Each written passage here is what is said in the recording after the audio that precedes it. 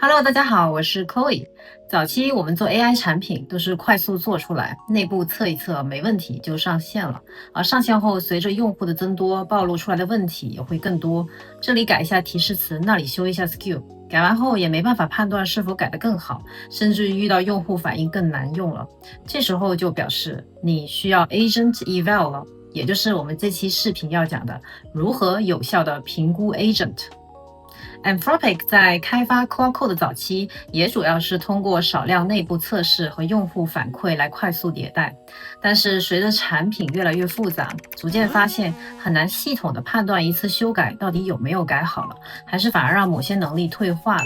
所以他们开始逐步建立一套更加系统的 agent 评估方法，并把这些经验整理成了文章，叫拆解 AI agent 评估，作为最顶尖的 agent 公司总结出来的干货。这期视频，我把这篇长达20多页的文章总结了几个重点，帮大家省点时间。我们从3个最重要的问题入手 ：Agent 到底测什么？评估的方法有哪些？以及如何建立一套适合自己业务的有效评估系统。首先 ，Agent 评估难点在于它的不确定性，因为 Agent 和代码不一样。代码有标准答案，不是错的就是对的，而 Agent 有可能答对了，但也是错的。比如你让他订会议，他回答你订好了，结果点进去发现他根本没订，或者时间不对。Lan 在一篇叫 Agent 可观测性和评估里的文章提出了一个重要的概念。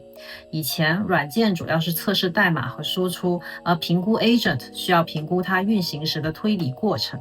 什么意思呢？回到 Anthropic 的文章，他们把评估 agent 分成2个部分，第一个是评估它的 trace， 就是 agent 整个运行过程，包括工具调用、中间结果以及每一步做出的决策。第二个是 outcome， 也就是任务完成以后真实环境里的最终状态。比如让他订会议，不仅仅看是否真的创建了会议，还要看时间和参与者有没有正确。简单来说 ，agent 评估不能只看他说的对不对，还要看他中间做了什么，以及最后事情到底有没有真的完成。好的，知道要评估什么，还需要评估方法吧。Anthropic 把它分为常见的3类。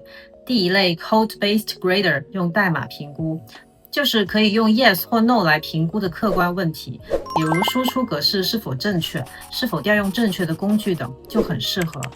代码评估的优点在于速度快、成本低，而且结果稳定。第二类 Model-based grader 用另一个大模型来评分，有些问题很难用 yes 或 no 来判断，比如回答是否清晰、语气是否正确，或者写得够不够完整。这时候需要设计一套评分标准，也就是 rubric， 让另一个大模型去评估。最后一类是人工评估，有些问题专业性很强，或者差别非常细微，这就需要真正懂这个领域的人来看。比如法律或医疗相关的内容是否靠谱，有无遗漏风险，就需要专家来判断了。所以人工评估最慢，成本也最高。真实项目里通常不是3选1，而是根据需求搭配着来。好的，了解完基本概念后，如何根据自己业务建立一套有效可行的评估系统呢？ Anthropic 根据自己在开发 Claude Code 时踩过的坑，总结了一些 tips。他们把评估 agent 分为3个阶段。第一阶段准备评估任务和测试案例。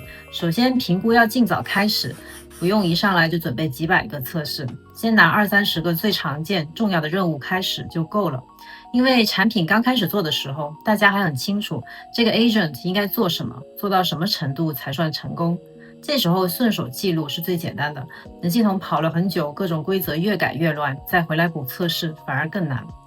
然后任务和评分标准一定要写清楚，最好自己先跑通一次，确认任务有解，评分也没有问题，不然测出来的可能不是 agent 的能力，而是你的测试写坏了。还有测试的方向要保持平衡，就是不仅仅要测 agent 有没有做，也要反过来测不该做时有没有乱做。比如一个资料收集的 agent， 如果你只测它有没有搜到足够多的资料，最后很可能把它优化成一个什么都往里塞，最后不会筛选的 agent。到了第2阶段，就是要搭建评估 harness 和评分方法。每次评估都要从一个干净独立的环境开始，不能让上一次留下的文件或缓存污染评估结果。评分方法要仔细设计，既不能把规则卡得太死。Anthropic 发现 Agent 经常会用没有预料到但同样有效的方法完成任务，当然也不能让规则本身出现漏洞，导致错判。第3阶段就是长期使用和维护评估系统。评估系统不是搭完一次就结束了，随着产品的不断迭代，需要评估的问题、成功标准和用户场景都会变化，所以测试任务和评分规则也要持续更新。其次，不要只看分数，还需要有人负责定期查看 trace， 确认失败到底是 agent 真的做错了，还是评分规则的误判。如果 agent 已经能稳定做对一部分任务，可以把这些任务放进回归测试集，用来防止以后能力退化。同时再加入更难的新任务，继续测试它还能做到什么程度。简单来说，没有一套评估系统可以永远适用，评估系统必须长期有人维护和跟着产品一起成长。以前在 Agent 发展早期，绝大多数团队都不会花太多精力和钱去做评估系统，而没有评估系统很容易陷入一种被动循环，修好一个问题又冒出另一个问题，也很难判断这到底是真正的能力退化，还是一次随机波动。Anthropic 经验告诉我们，越早建立评估系统，团队反而越容易加快开发，因为评估可以把这个 agent 感觉怪怪的变成一个具体可以排查的问题，然后每一次失败都可以补成一个新的案例，避免以后再踩同一个坑。过去 agent 的产品都是比谁做得快，但以后真正拉开差距的是哪些团队愿意投入预算，把 agent 测清楚、改稳定。agent 能跑起来不难，难的是证明它每一次修改都真的在进步。好的，这期视频就到这里，谢谢大家，我们下期再见。